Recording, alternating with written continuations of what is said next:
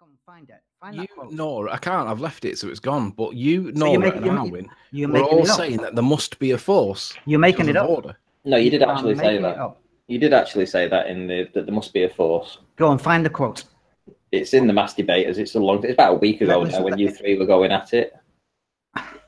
Honestly, it's that long ago. I can't be bothered trolling all the way through that. I'll vouch for Ranty as witness. I witnessed it too. It was there. You did say there must be a force sorting the order out, and you were supporting and agreeing with Nora and with Arwin.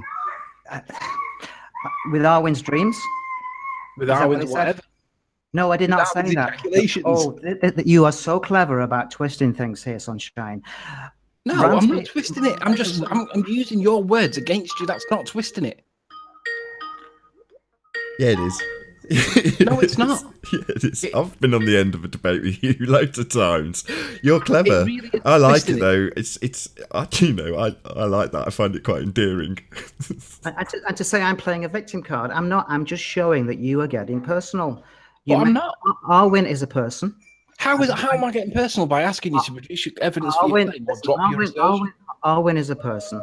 Ranty and you have a low opinion of Arwin, and you've equated me with Arwin. Right, I didn't equate you with Arwin. You claimed that I was playing the victim card, so you got involved as well. You supported Ranty's position by coming in and saying you're playing the victim card. No, I'm not playing the victim card. I have said to you, hang on. Wait a minute. I didn't have a position. One at a time. One at a time. Come on. You asked me a stupid question, Mark. You have dreams and visions like Arwin does. Why is it? Why is it me asking? Why is that stupid? If I asked that to Arwin, would he? Come on, Ranty. Come on, right? You know damn well Mark's not like that. Come on, Ranty. I don't know. You have a low opinion of Arwin. Listen, up until a week ago, I would have put my house on you saying that there was no gravity. Now you're turning around and saying there's appears to be gravity. You're stuck to the floor. Hang on, I've got a wee child here.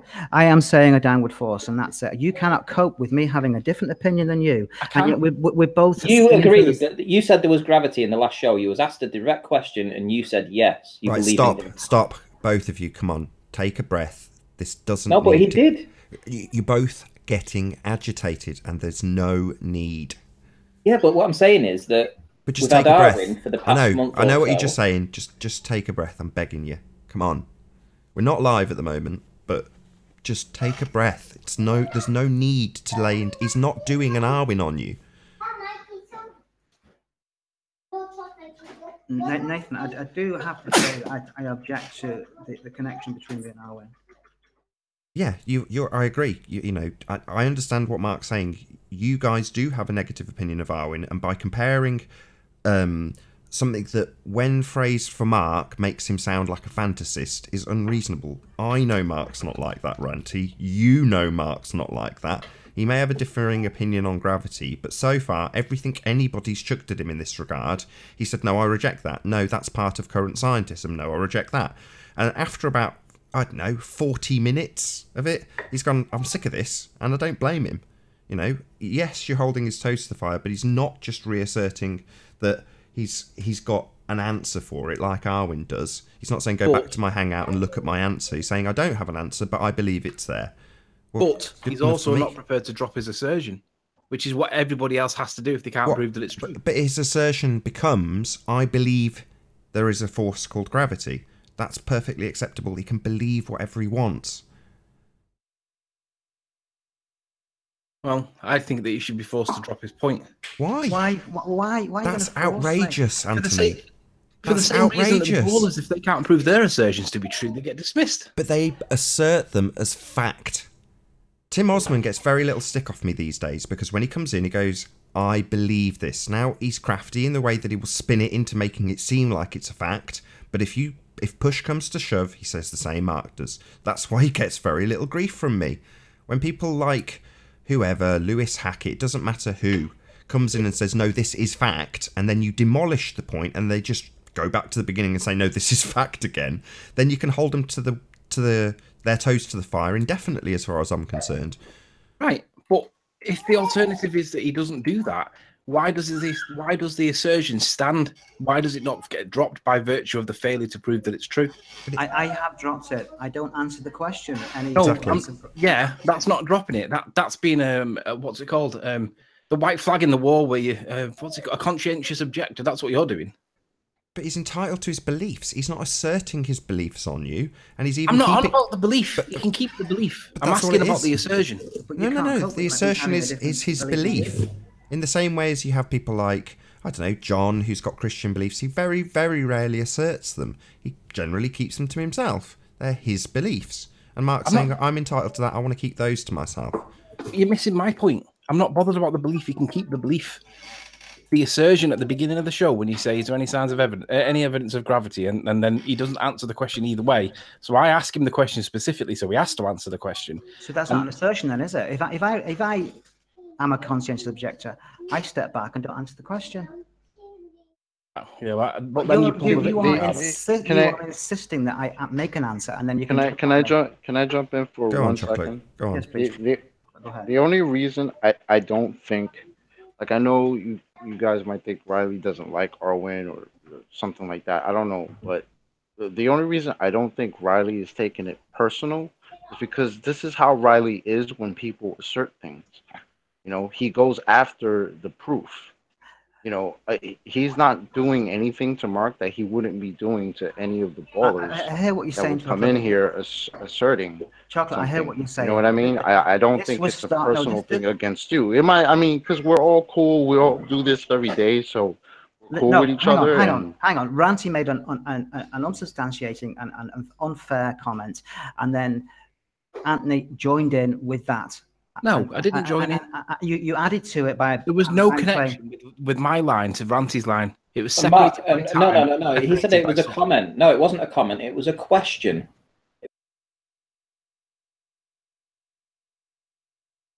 Oh, what a day! What a lovely day!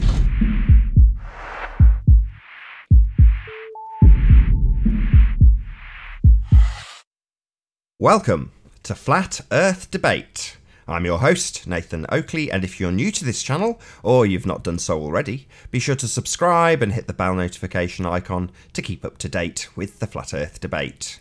If you would like to support this channel, there is a super chat that runs alongside each of these shows while they're live, and there's also a PayPal link in the info box below the video once it's rendered. But most importantly, if you would like to join the discussion, simply mute the page you are currently watching, then click the link in the info box below this video to join the panel and express your views on the shape of the Earth. If you do join, please don't swear. If you do, you'll be ejected, and if you are, please don't try to rejoin the stream using sock accounts. You'll be warmly welcome back on the next stream. Please also share the show. Sharing the show obviously increases the live audience, but this in turn increases the chances of a more diverse panel. So please share the show. And one last time, if you're new to the channel or you've not done so already, be sure to subscribe and hit the bell notification icon to keep up to date with the Flat Earth Debate. Now, we are joined by The Plain Truth, SX, Sleeping Warrior, Ranty Flat Earth, Mark Doxy, Jose, Jimbo, Gods, and Chocolate saying full panel at the beginning of a show. Good to have you all. Good morning. Hello. Hola. Hello. So, I'm going to kick off with a bit of housekeeping. Any signs of gravity? No. No, hang on. Nope. Hold that pause. I'm going on mute. Any signs of curvature in that case then? Any signs of curvature? Any at all? Any, gentlemen? Curvature? Earth-based? Ranty, I'm talking to you. We do have a conscientious objector on the panel. We need a banana farm in Costa Rica. You can't let it rest, can you, Anthony? No. You can't drop it. I just wanted to hear him butter something, and he didn't do it.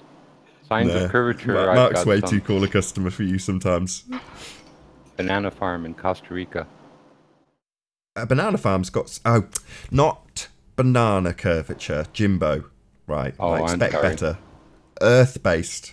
Right, I'm going to add you to the list now. It's not just Ranty. Any signs of axial rotation? Earth-based. Specifically, spherical, R-based. Yeah? Earth rotation. Anybody? Anybody? Nope. Just a few mutters. Well, aren't we allowed to have a man-made creation like the axle of a car which has axial rotation, and then simply extrapolate that out to the Earth and say that this is like that? Can't we just create something on Earth that's ahead. Right.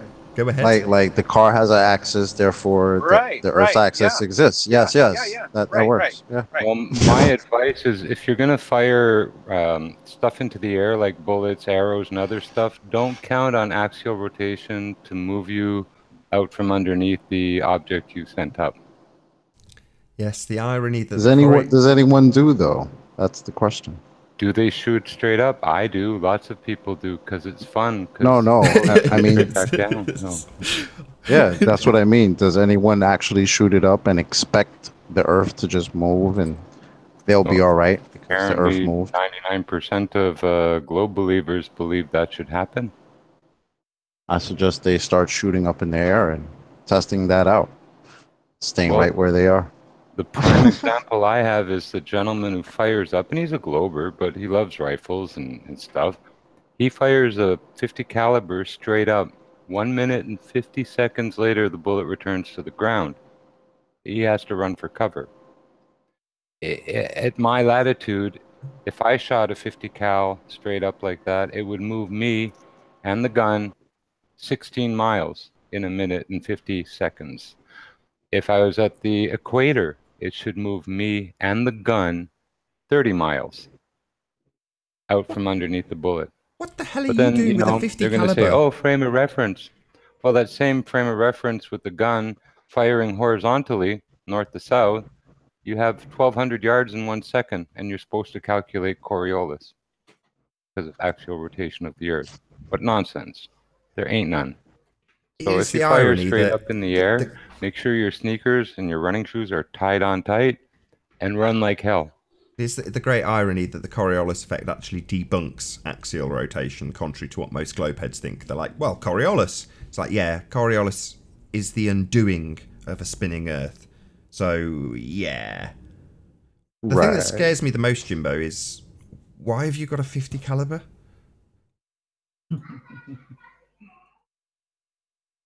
No answer to that question. Fair enough. Jimbo's a man to be feared.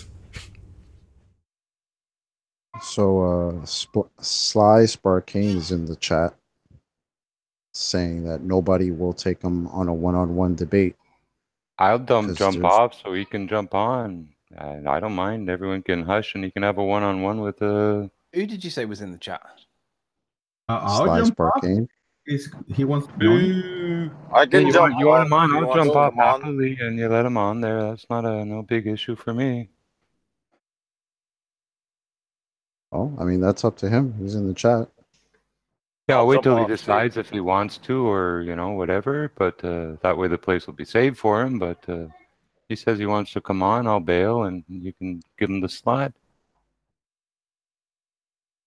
Yeah, it's 5 spots willing to give up just for him to come in. I've heard Sly saying many a time that I'm a sniper and a renowned sniper. I'd like to hear his proofs of that, actually, because all I do is moderate this show. I have never sniped anybody on anybody's show ever. Oh, what I'll do is I'll make it easier for him. I'll bail, watch the back door, and just see if he pops in. Yeah, can I all just I do is remove. Sorry to interrupt. Can I just ask you on the panel? Hope he pops on. Am I the only one that's like a bit uneasy about things like 50 caliber weapons? I mean, I've got Mercury Messenger saying, "What's wrong with owning a 50 caliber?" But I mean, I'm a Brit. We rarely, if ever, see guns here. I mean, I've shot shotguns and things, clay pigeons and that, but ultimately, guns aren't common here. So 50 caliber guns definitely aren't. I don't think I've ever even seen one. Has anybody other than Jimbo ever seen a 50 caliber? I've seen the experiment that he's talking about. No, I mean in person, like actually got up close and personal with a gun that big. I have. No. Who said that? Me. That Scalpel. I have, Jose. Aren't they terrifying? Just to use them. They are scary. That's what I thought. I'm not alone in this. I didn't even use them. I hold it in my hands because of reasons. I was in the wrong place and there was a lot of weapons flowing around over in Puerto Rico. And it was a really scary situation.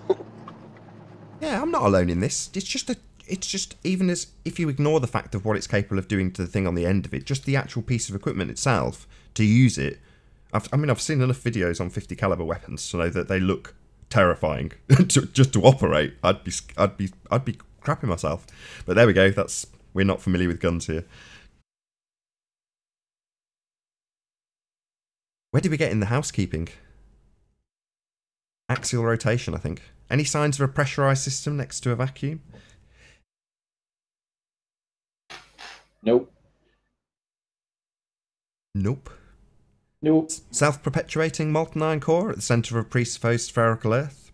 Based on a presupposition. Paul Voigt claims he's got evidence to prove that, but so far, crickets. It's been months and months. Not in the chat, is he? Is Paul Voigt there? It's quite late in the day for an Aussie. No, can't see him. So I guess the answer to that question is no.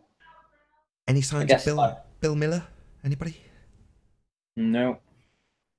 No? What about the presupposition itself? Any signs of radius?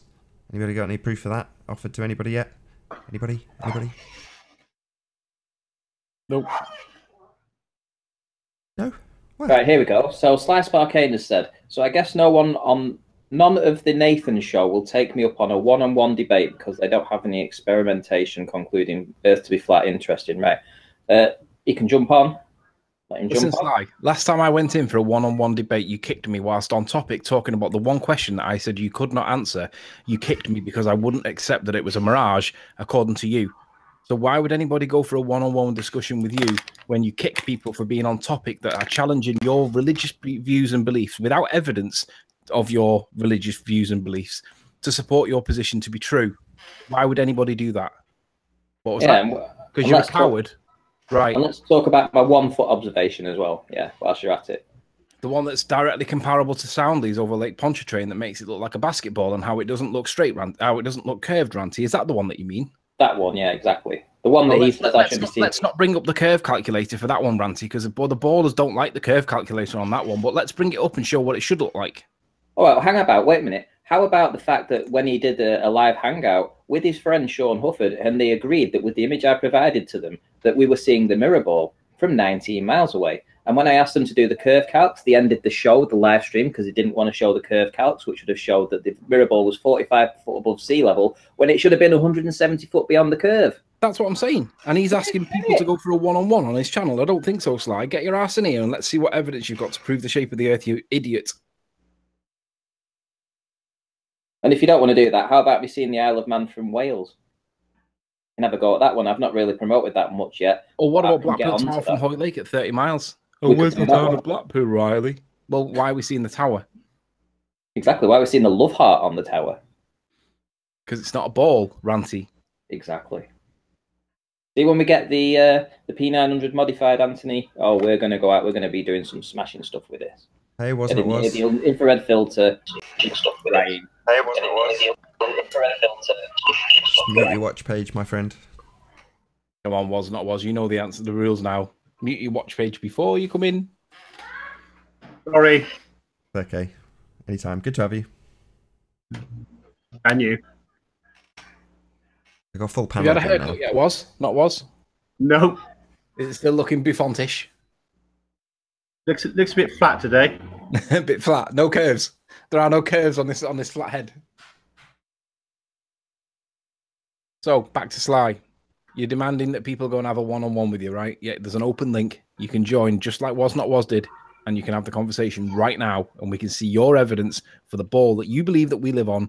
Well, I know that you know that it's not a ball, but nonetheless, you're still there warrioring in chat like a faceless warrior. Well, no one listens to you anymore, Sly, because you're a liar. You're like Sean Hufford, a liar. Sean's a liar. You're a liar. You're a deceiver. You're an intentional deceiver. You're not misguided. Come on and present your evidence if you're so sure. Moron. He'll never show. He'll never get on. No, they just make their excuses now. Now they've got just a long list of excuses. Well, they're scared of the mute button, so you've got to go somewhere else. Well, they're scared that we're too aggressive. It's like, no, you guys know we're in the winning position and we have the upper hand, so we've got no need to go anywhere else. You guys can make all the excuses you like. You know, it's just pathetic. Everyone can see what's happening. Haters gonna hate. Yeah, exactly. Why do I perceive that the non sequitur show is trying to get a push as the best debate, debate channel out there? Because I cannot just jump in there and ask questions to. I mean, they don't let any average Joe in the show, so why are they pushing it as the best show when this is the one where any average Joe like me can come in?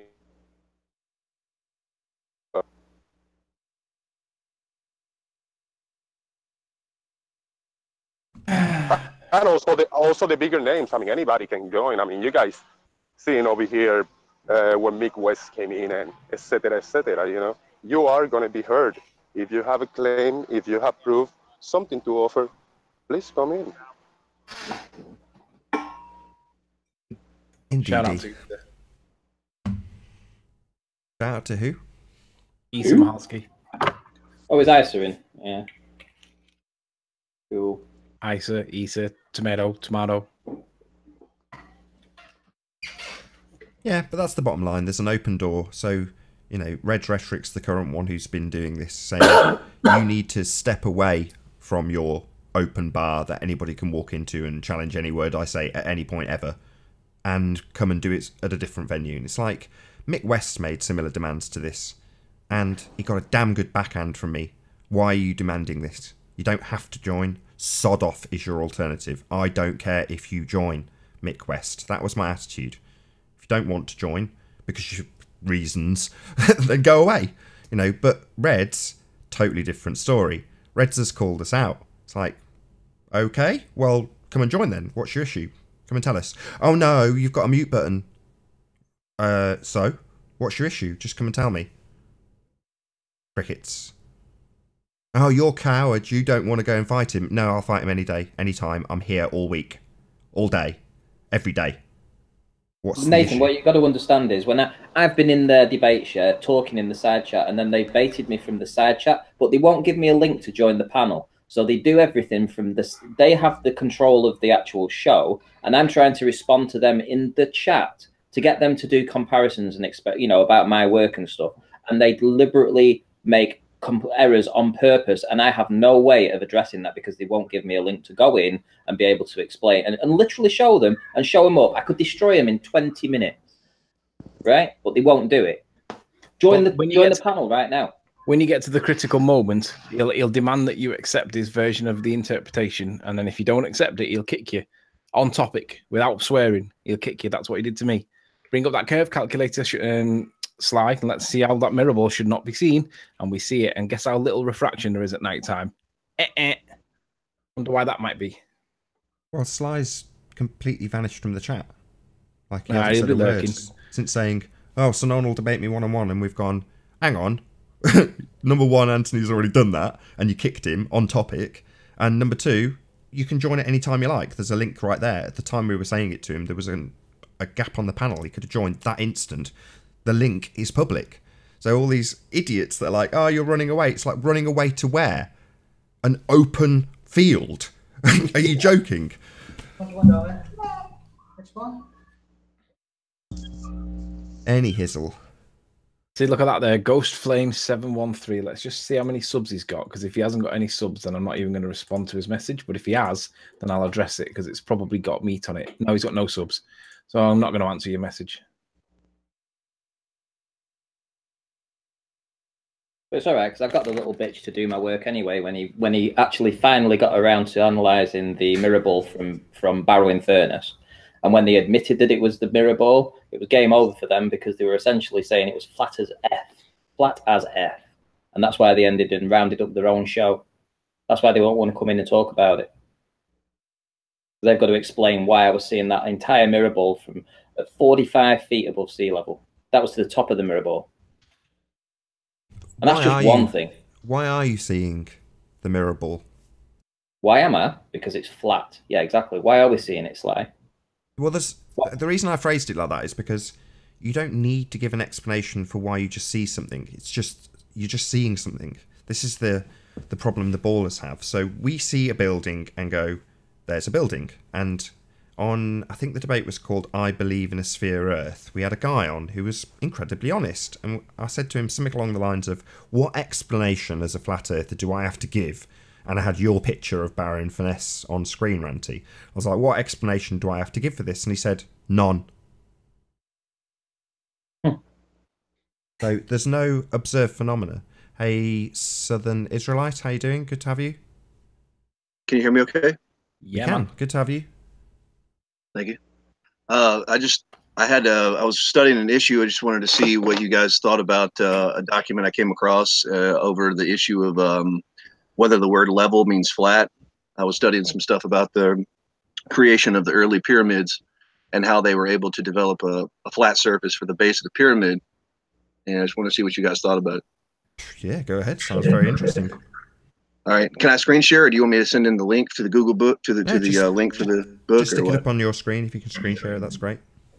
I can screen share? Yeah, go ahead. All right. So... All right, so this is, can you see the screen okay? Yep, you're up. You're on.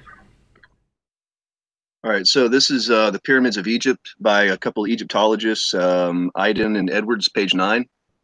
And it's going through how the bases of the pyramids were originally created flat. And it says, it's on page 9, it says, workers had to level the area where the pyramid would be built. They dug trenches and filled them with water to act as levels. Pianners marked out the four corners of the pyramid and put tools and charms underneath, and foundation built from stone. So the way they were able to make the surface and the base of the pyramid flat is with a level.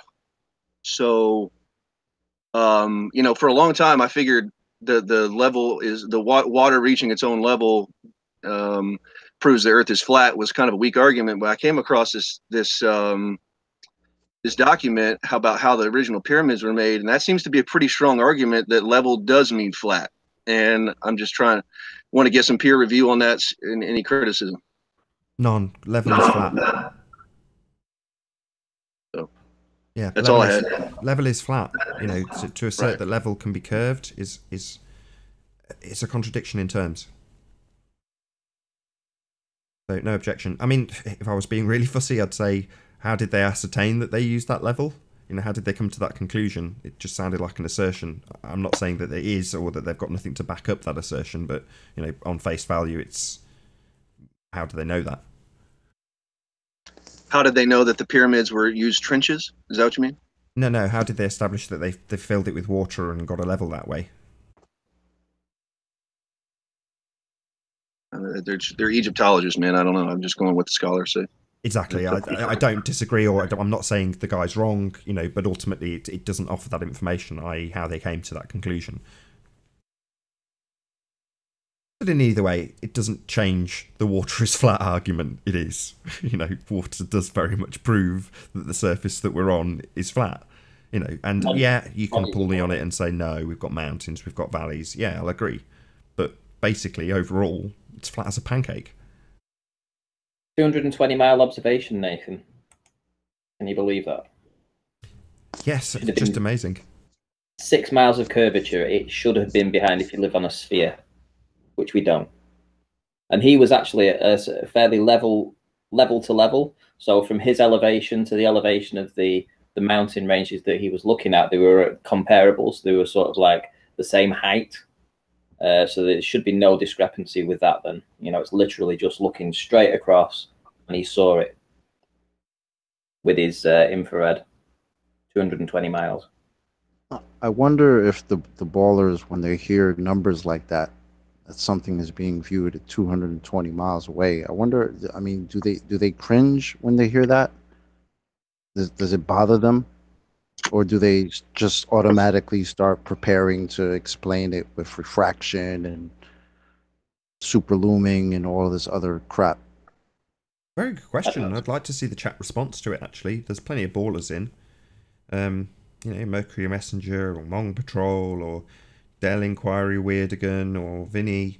Just tell us what you think about these observations that are coming out. I'm intrigued to know exactly that. How do you react to something like that? Yeah, it's. Well, it's going to be. I think the next 12 months is going to literally. It's going to be a lot of home truths coming home to these guys. Those ones that are holding on to the little ball. They're going to see a lot of this photography and stuff done in infrared. And there's going to be that much of it. I'm sure there's a lot of people that are actually going to modify their own cameras. It doesn't have to be the P900 or whatever, P1000. They'll have just normal cameras that will be able to see miles and miles. And they are going to be like, okay, we're getting the point now. We're getting the point now. Which does re-raise the question I asked Nathan about, which originally kind of like neutralized it just by saying, nah. But it raises the question: what is the purpose of that filter that they put on the lens? Why is it there? What is it supposed to do, and why is it there? Because it appears to me that it's a deliberate and intentional block to stop you from seeing through the atmosphere. Possibly, I'm not saying it is. I'm asking the question: why is it there? Because it is possible that we can see further if that's not there. Therefore, it makes sense that they would hide it by filtering it out. I have a question about that. Yeah, So go. can you take regular pictures with that filter still in there? Like, is there a way to turn the filter on and off? No. Or like, if you take that filter out, it's just infrared pictures? No. It's like me with the P900. I have to get into the P900, remove the actual blocker. So there's an actual infrared blocker that's on the lens. So I have to take that out. Then when I put it back together again, I can actually put an infrared filter on the end of my camera, which then allows me to see in infrared. But what's it filtering out in the first place, though? It's stopping infrared and ultraviolet, I believe. So what we need to do, Ranty, is get some before and after pictures. Take a picture of something that you know before you do it, and then take the same picture again after you take the filter out and see what it llooks like. Mate, I've got about 10,000 pictures on my computer. I can pick any you want. Yeah, that's what I mean. Because I mean, I'm being ignorant. I know that I don't know anything about these lenses or whatever, but I mean, it seems like an intentional, deliberate act to stop you from seeing something that might be useful to a flat Earth argument. The filters are there to balance the image, the blacks and whites, and the saturation of red, green, and blue. That's all it is. But what does that mean in terms of a picture? The customer wants a nice looking picture with balanced colours and balanced blacks and whites. That's all. That's the only reason why they put filters in or remove filters. Mark, you're dead quiet for some reason. Turn him up. Did you hear what I said though? Yes, not really. I did. It's to balance the blacks, whites, the reds, greens, and blues. That's all it is. The customer wants to see a nice, balanced picture, and that's the way they manufacture it. There's no conspiracy in the way they manufacture digital images. I knew there'd be an explanation like that. I didn't know, but you know, instinctively it seems like there's going to be an explanation like that. That's why I was kind of indifferent to it, Anthony. Yeah, I understand that. I'm not saying that it definitely is, but it just seems interesting that there's a filter there that can be removed and then plug in. It just seems to be an intentional, like, you know, like when they backwards engineer something and they make it so that you're getting less than what you actually could get. Like with cars, they down accelerate cars, don't they? With their like programmable them. ECUs. I know what you mean. Hey, yeah. P, can you say something just so I can level you up? He needs a haircut. You guys convinced me the Earth is flat. Excellent job presenting your information and evidence. Thanks, P. Anytime. So does that mean that you now denounce the heliocentric model, P? I renounce heliocentrism and ballism. So are you asking for forgiveness for your previous sins in a former life? I'm sorry. I thought the Earth was a sphere. I don't know. I was indoctrinated. I hope you can forgive me. You're forgiven, P. You are the prodigal son. He is talking sense for the first time ever. It's such a shame that it's so in satire, though. Do you remember when Wiggles did the same thing? Yeah. I remember when Wiggles presented his maths on screen and not seen the video that was released just prior. And you said, get their maths back on that screen right now, and he didn't do it. That's what I remember of Wiggles. That was funny. I do remember that.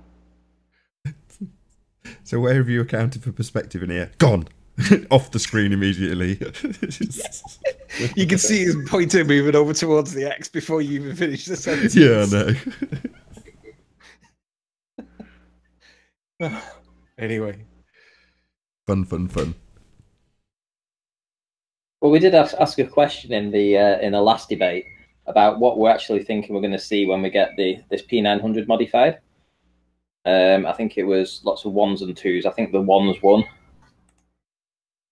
Hey, I've got a question for you. Flatties had the consensus, did they? I believe so. Yeah, I believe they actually believe, like we all do, that we're going to see, through that mirroring layer. Hopefully. I think I only saw one answer to Chocolate's question. I think it was Chocolate's question in regards to how does it make you feel when you see these sorts of images. And I think the only person to answer was Brenda, who said, "You're all idiots," basically. What that? That was her response. We see these pictures, but you're all idiots. Did you fold it? So I can't concentrate. Someone's talking in the background. It's alright, I'll just chuck it back. It's Mark, I'll just pop him on mute. Probably just stepped away for a sec. So yeah, Brenda basically said she sees the pictures, but we're all idiots. That was her response. Which pictures? It was Chocolate saying, how does it make you feel when you see these ludicrously long-range... right, okay. I think it was Chocolate. Yeah, when I said what's their reaction when they hear, pictures taken at 220 miles away, and, like somebody like Brenda will say, "Oh, we laugh at you because you're morons." And that's like, okay, that's nice. You can laugh, but that's still a picture taken from 220 miles away. Doesn't do anything for your argument, so you can keep laughing all you want. So can I just say that PMAS has the whitest teeth on flat Earth? It's just my webcam the way no, it's not. Everything. No, it is. You've been well whited in your teeth. Come on, no, my teeth are not very white. They're pretty normal colored. It's actually interesting how the white teeth beauty standard is based on like Hollywood. It's like totally fake. Like teeth aren't supposed to look like that, and it's just like Hollywood people whitening their teeth. And then the masses watch it, the people on screen, and they try and emulate them, and they think whatever the people on the screen do is sexy or whatever, and that's how that whole white teeth thing became a fad. But truly, the Earth is flat. Bertrand Russell wrote in the Scientific Outlook that the scientific rulers will provide one kind of education for ordinary men and women, and another for those who are to become holders of scientific power. So clearly within the own publications of the elite, they talk about how they will use science to basically control other people's behaviors, thoughts, and attitudes. So we can't trust science. So what's your position on the shape of the Earth, MP?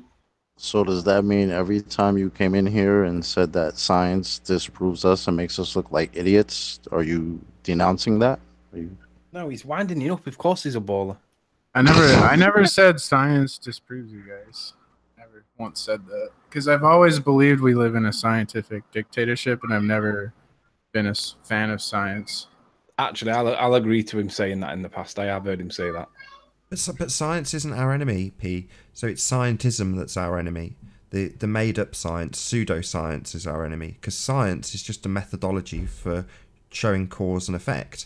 It's pretty simple and pretty limited, if I'm honest. But they've hijacked that term because it proves things and use that term science when they're doing non-science, pseudoscience, just asserting things, giving you a fairy tale and telling you how it works. They call that science, but it isn't. Science is actually on our side, believe it or not, which is the turnaround, which is why people like Sly and Reg Rhetoric and all these people, they won't come here anymore. Because we've figured out that science is actually on our side and not theirs. Quite the contrary to what they assert.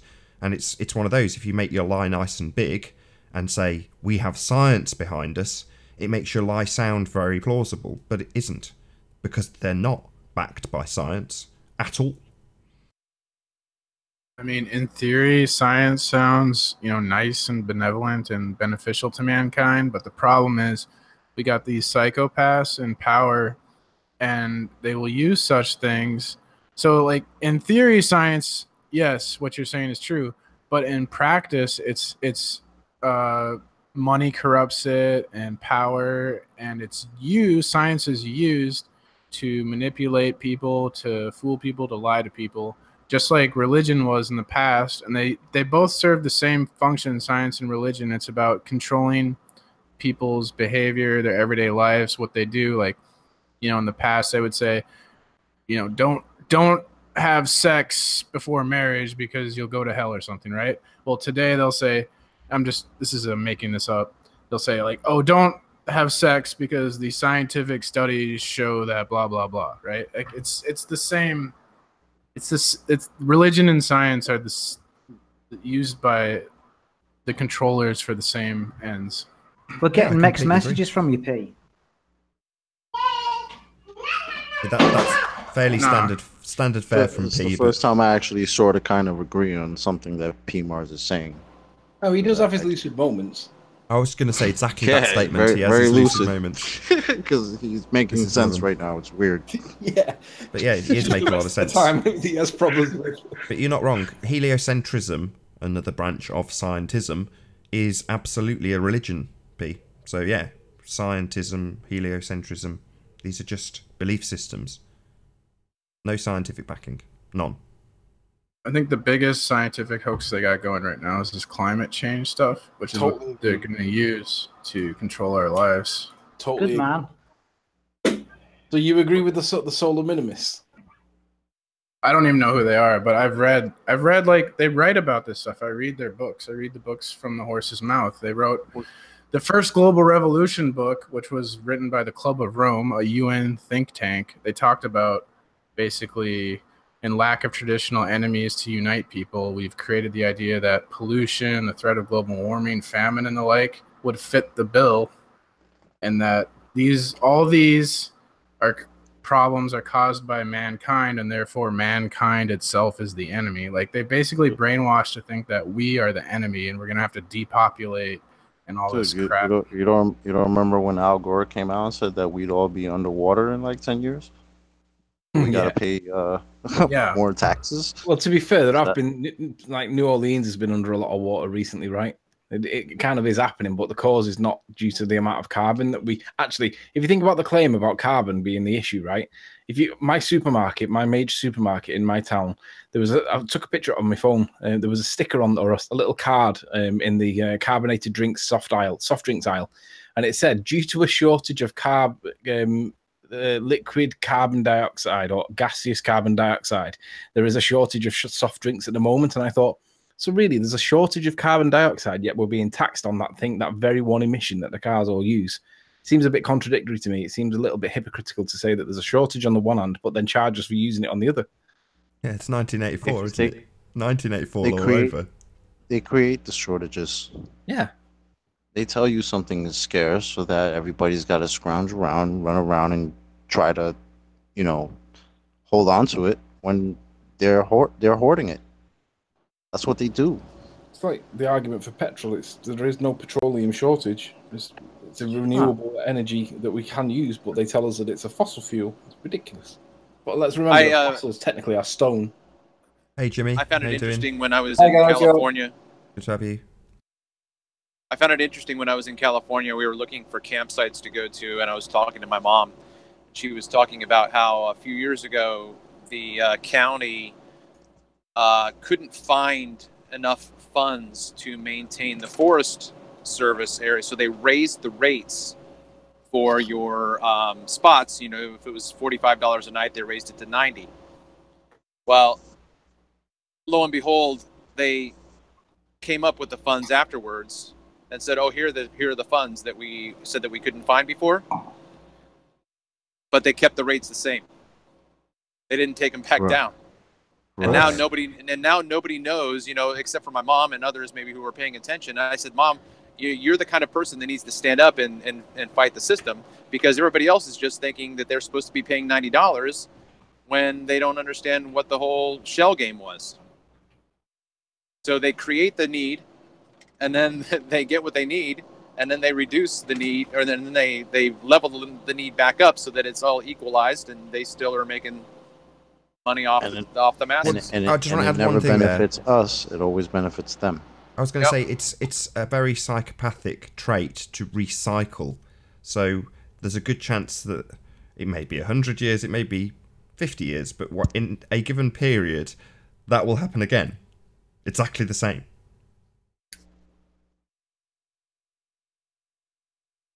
None of you believe that pollution is a problem then? Yeah, pollution is a problem. I don't think anybody's gonna argue that. Pollution is a problem, but the problem is the opacity of the particles that are in the atmosphere. It's not to do with... Think about this, right?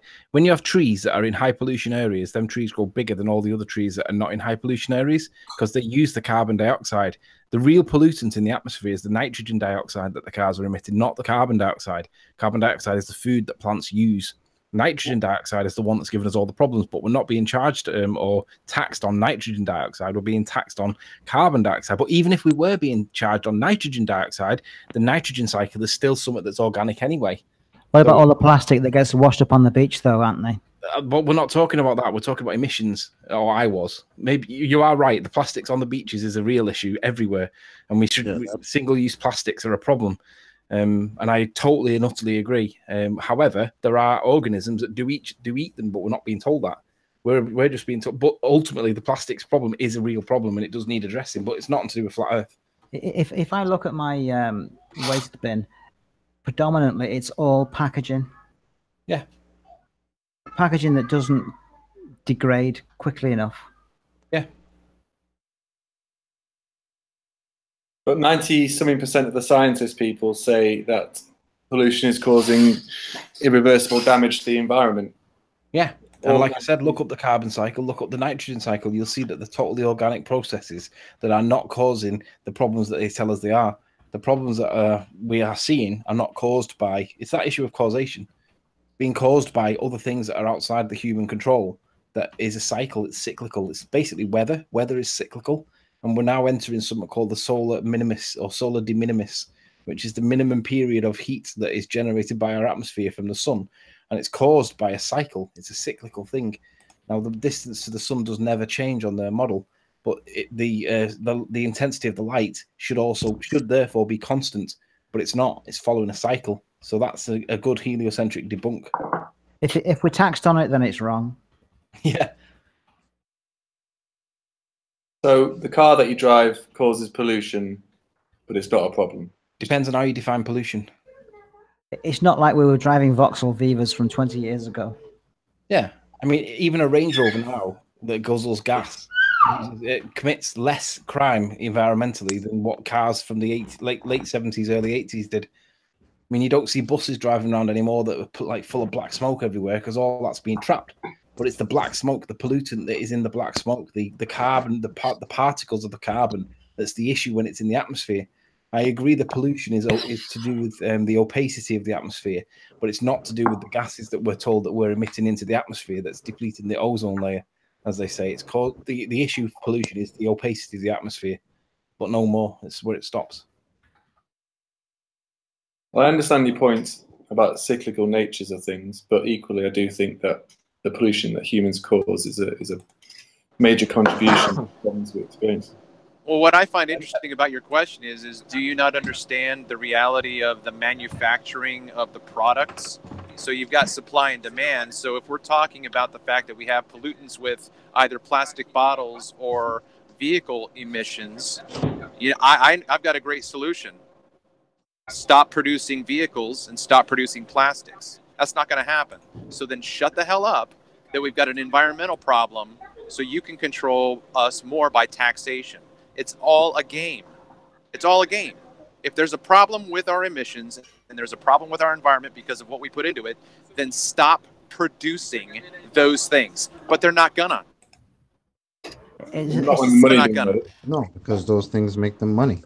Yeah, so what they do is they keep producing those things and then they regulate us to use them. I'll give you a really good example of hypocrisy of its upper level, right? You're not allowed to, in England now, in my local area, they're bringing in this thing that you're not allowed to burn. Like things that are burnable. Like just say you had a load of newspapers looking around. You're not allowed to burn them because of the emissions that come out without paying for a license. But if you pay the money for the license, they'll let you do it. Well, isn't the point of it to stop you from doing it in the first place? Yes, correct. And it's the same with the paying the tax on plastic bags in the supermarket. If you pay the tax, you can pollute. it's a nonsense. It's literal. It's Yeah, but that's a tax on polluting, though, isn't it? Yeah, tax on polluting, but it doesn't stop the pollution. Well, it's reduced the amount of plastic bags in the UK. No, you just prepared to pay a tax for it, and you can then pollute. If I pay a tax, I've got permission to pollute. Correct. Who's giving me that permission? Jimmy, who's giving me the permission to pollute if I pay the tax? The government. Exactly. Do you still buy 5p bags? You're one step closer to being an anarchist. So it's cool for the same people that want to tell me I can't pollute to make me pay. So for the allowance to pollute, that's cool for you, Jimmy? Well, not really. I don't use plastic bags at all. I think they're a scourge of society, to be honest. And yeah, but that's swerving the question. Answer his question. What was the question again?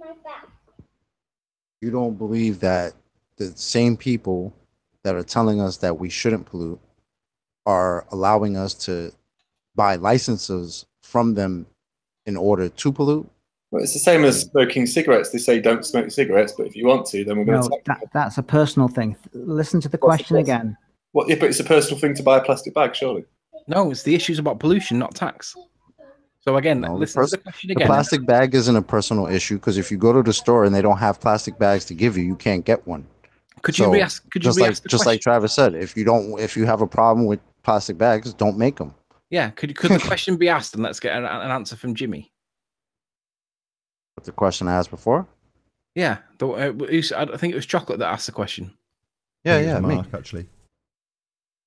Ask the question again, and let's get Jimmy to respond. Yeah, the same government agency that is telling you that you can't pollute and what would fine you for polluting will accept that you pay them for a license in order to be able to pollute, and you don't see that as a problem. Well, you could look at it like petrol or diesel cars, or for example, they tax you on that, but equally they subsidize electronic cars. Yeah, but you've not answered the question. Kind of have. No, you've not. The issue is about pollution, right? Yeah. And the preventative measures to reduce the amount of pollution is to tax people that pollute. So if you then pay a little premium, you can then pollute. And then I mentioned that they subsidize a more clean approach to using cars. Right. So the question is, do you think it's acceptable to pay a tax just to be able to pollute? I think it's acceptable that they charge you 5p to use a plastic bag that won't be used again, yeah. Well, why is it not better to stop the production of plastic bags completely? I think that's the overall objective, Anthony. No, I think they're just taxing you for pollution and nothing more. If they can make money out of pollution, they will do. Jimmy, these Tesla cars that go on electric are heavily subsidized for the wealthy elites to be able to afford them, but it's the common people like you and me who are paying for that subsidy. It's a rigged game. You could equally buy a Nissan Leaf. Admittedly, it's an expensive car, but that's a more affordable car. But who's paying for the 5p bag tax? Yeah.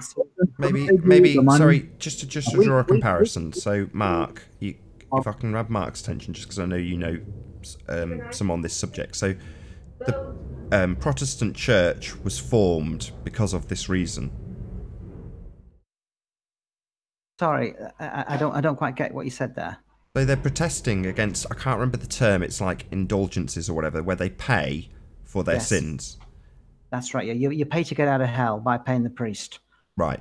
So, in other words, you do something wrong, rape, murder, kill, steal, whatever, and with a big enough amount of money, it's justified by the priest. So the priest says, it's okay to pollute our precious planet. Give me 5p. That's what the priest says. Correct. Yeah. I get planet then, mate. No, obviously not. It's a little joke there. Come on. I'm talking in the third person about what a priest says. Okay. So. Yeah, the Protestant Reformation came out of the indulgences that you can pay your way into heaven. Oh, it is called an indulgence. I did have the term right then. You did. That's right. Yeah. And these priests are humans. They were born naked and they'll die naked, but they want their money during their lifespan to convince you that you're going to go to heaven because you paid them money. Well, that was a Catholic church. Yeah, the Catholics. Sorry? Yeah, correct. Yeah, that was the Catholic Church in the 1500s, yeah. the people woke up to the scam.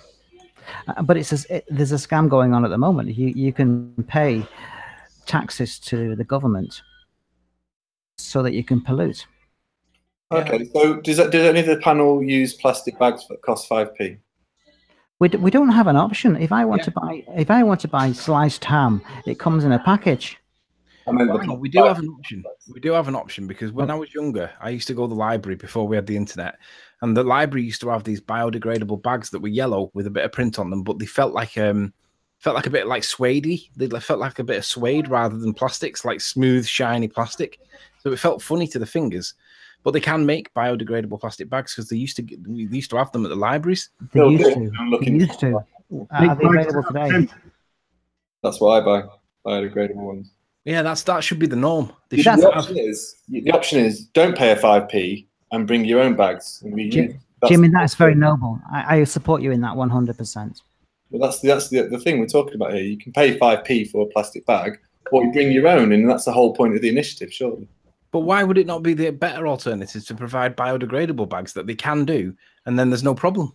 Because you have to shift over industries from this previous uses of plastic, and it takes time. You can't just go, right, we're banning all these things. No.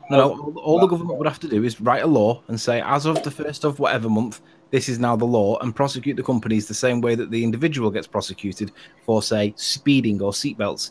Just make a law. That's what they do. That's what they should do. That's what they can do. That's what they need to do. That's what they're going towards. Oh dear, Anthony, we don't need Westminster to live. We can just use our own common sense. Yeah, but the point you made, Mark, was that we don't have any other choices, but we do. But we're not getting that choices. They can choose to put biodegradable bags into circulation, but they choose not to. That's not the issue. You shouldn't. You shouldn't. You can buy biodegradable bags, and you can buy your own bags and take them shopping if you want to. Yeah, but Mark's point was that is becoming a thing because like places like Whole Foods, they'll give you bags, like not plastic bags, but like cloth bags and shit like that, and they'll actually discount you if you bring your own bags to the store, so that you're not taking new bags out of the store. The discount is subsidized. Say that again. So they're subsidizing people who bring their own bags in. Something like that. Yeah. Who's subsidizing? Like they're charging less people, less organized. Who's subsidizing you? Supermarket. The government. Well, I wouldn't say subsidizing, but either way they're giving you like a slight discount because you're using bags that you brought yourself. I'd class that as a subsidy. Yeah, I wouldn't say that, but yeah, I mean it's becoming a thing. But like Riley's saying, they could just make it's 2018. They can make biodegradable bags for everything. The problem is why don't they? They do. We sell them in the shops. I got biodegradable bin bags. You get ones for the waste, like the food and stuff. They're biodegradable, the green ones. I don't know if you have them over in America. Awake Souls has just said, so this is a bag debate channel. It does sound that bit, to be fair. I thought this was a flat earth channel and flat earth debates. We had to take care of our flat earth. Well, I've got a question for Anthony. Just before you do, I'll bring clarity. Someone else, I think it was Mercury Messenger. What happened to you moderating a flat Earth debate? Is this a pollution debate? Global warming? I would assert that we don't have global warming because we don't have a globe. This is just a tangent off that subject. That's how this began. Sorry for those who have a short attention span like Mercury Messenger who couldn't keep up with the conversation or where it spanned from flat Earth. Excellent point, Nathan. But could I just wanted to say one thing because I have been talking to another flat earther past few days. Anyway, he will be coming on tomorrow, and he's going to be talking about his laser experiment. So I think to accommodate him, I think Nathan said he was going to start the show a little bit earlier tomorrow, so an hour earlier than normal. D-Marble. Ooh, cool. So he'll be coming on tomorrow to talk about talk about his laser test and all the stuff that he's been doing over there. Excellent. Can't wait to chat about that. Can I ask Anthony a flat earth question? You can, but I'm just going to do one plug before you do. So later on this evening, about 4 hours from now, 8 PM UK time, Zach and myself will be talking about psychopathy and flat earth. So if you want to join us for that, I'll stick an advert up as soon as this show has finished. hopefully you'll all join us there. So 8 p.m. UK time, Zachary Zabala, otherwise known as Good Times for All, and myself chatting about psychopathy. That's all. My question is to Anthony and the panel, to be fair. You can answer it by saying, I don't know, which is fine. How did tides work on a flat Earth? I mean, work. How do they work? What do you mean by work? How do you explain tides on a flat Earth? Okay, what do you mean by explain? What are you fishing for? Be more direct. What exactly are you fishing for? Well, we experience tides on our reality. Yep. In flat Earth reality, how is that explained? Well, we experience them the same. They're just as we experience them. That's why I said, what are you fishing for exactly? Okay, what causes tides on a flat Earth? Giant pink unicorns jumping in the ocean miles away send waves in, and it's just the natural physics that the waves that are on top overflow the waves that are underneath, and you get the rotation of the waves at the beach. Farcical but Travis, aside, you forgot. He said what causes them. So yeah, unicorns jumping in the ocean miles and miles away. Is that the best flat Earth, Scott? If I was to try and establish sharks, do you know how you establish cause and effect relationships? Are you asking me? No, the person who's asking me what causes, or the panel, what causes tides. I'm asking, if you wanted to establish a cause and effect relationship, what would you do, Jimmy? To establish a cause and effect relationship? Correct. What would you do? What process or method would you apply if you wanted to establish cause and effect? Jim, you're going to go down the scientific method route or something like that, you normally do? You tell me. I'm asking you. You're asking us what the cause is, and I'm saying, how do you establish cause? And what you're trying to do is not answer my question and then change it into something else. Not at all. I asked I'm trying to clarify terms. That's what I'm doing. So I'm saying, if you want to know the cause of something, what would you do if you wanted to know the cause? I don't understand the question, sorry, Nathan. How do you establish a cause and effect relationship? How do you establish the answer to your question? How would we go about answering it? Do you know how we would go about answering it? If you do, tell us, how would you go about establishing the cause of something? I don't know the answer to that. I answered a simple question. Okay. No well, give us your answer. How do you establish the cause of tides? From my understanding, it's to do with the moon. Sorry, not from your understanding. How did you get to the cause?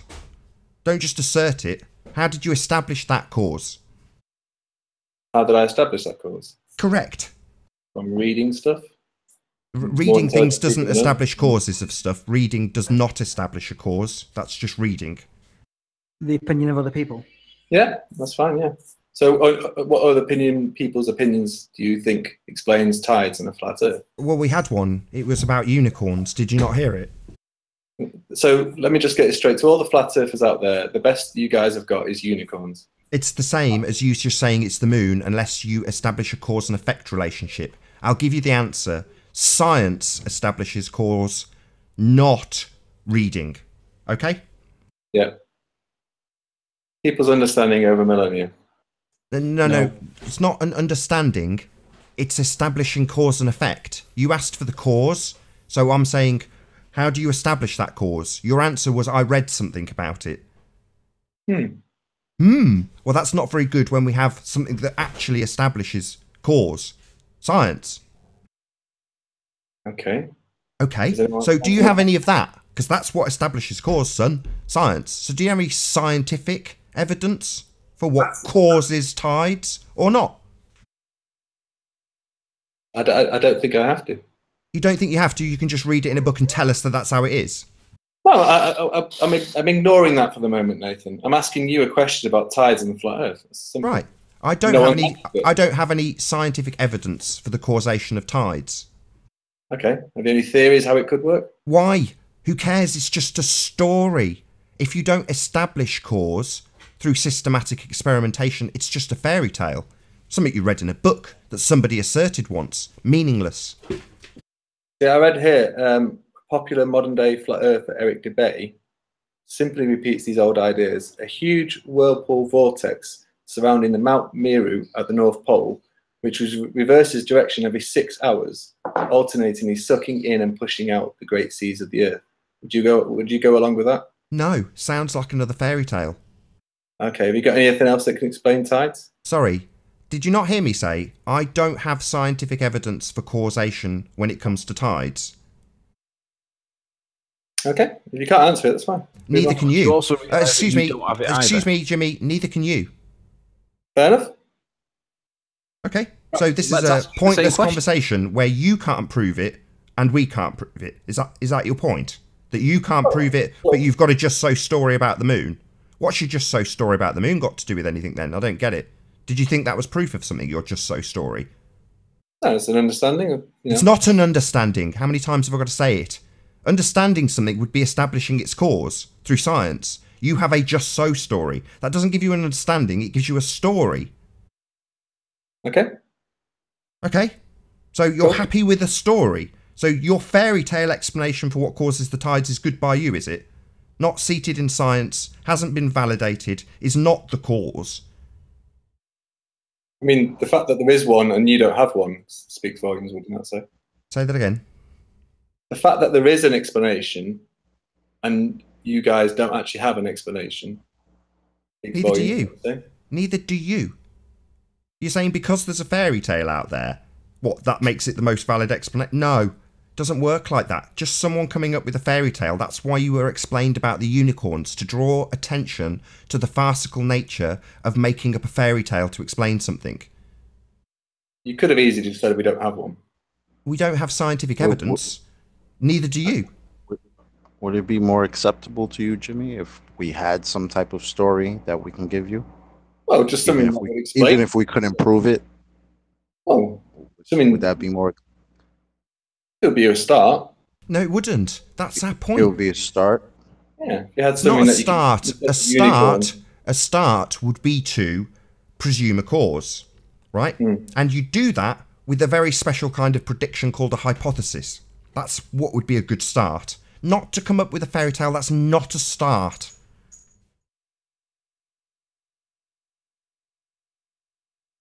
Okay.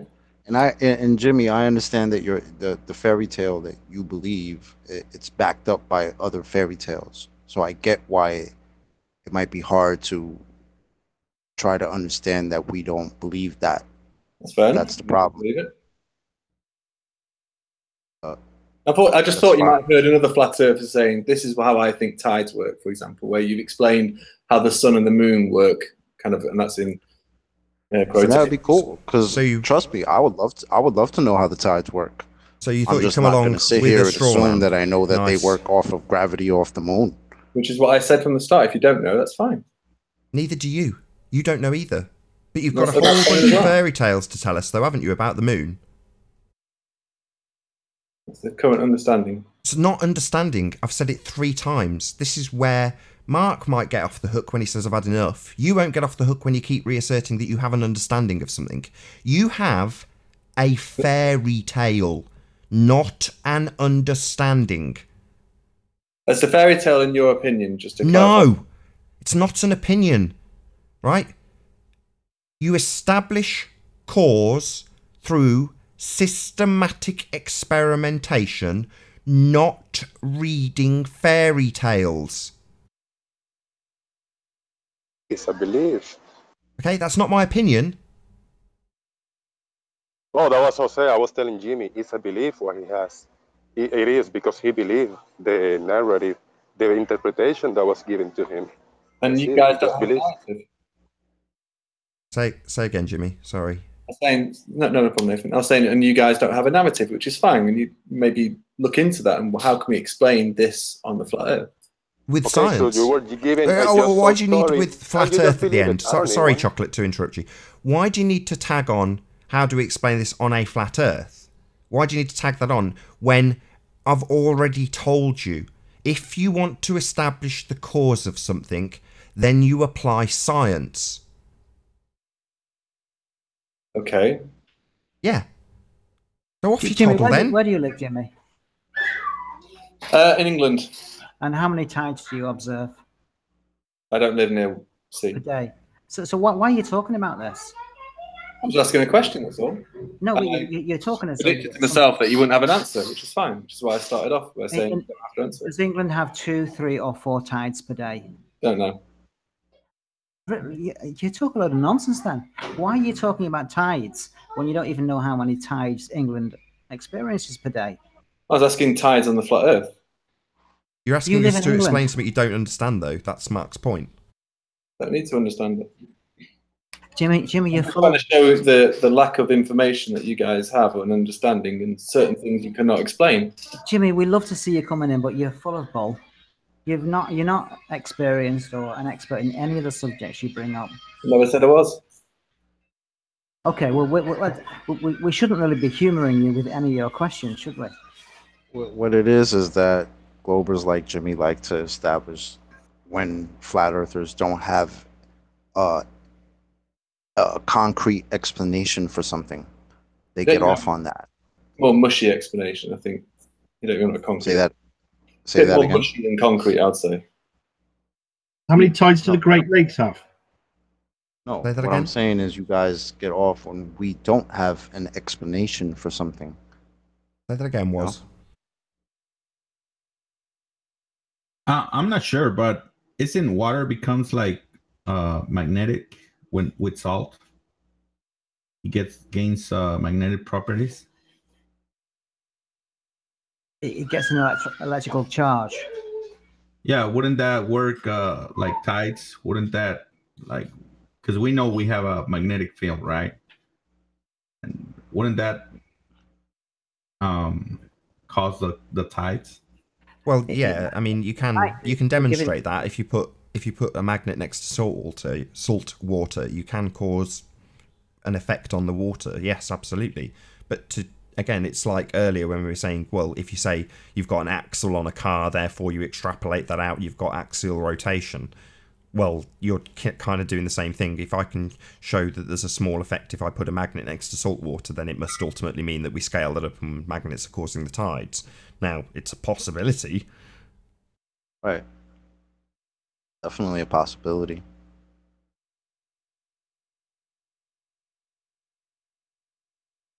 Anybody want anything? Until we know that, we don't say that we know that, and that's where the Globers have a problem.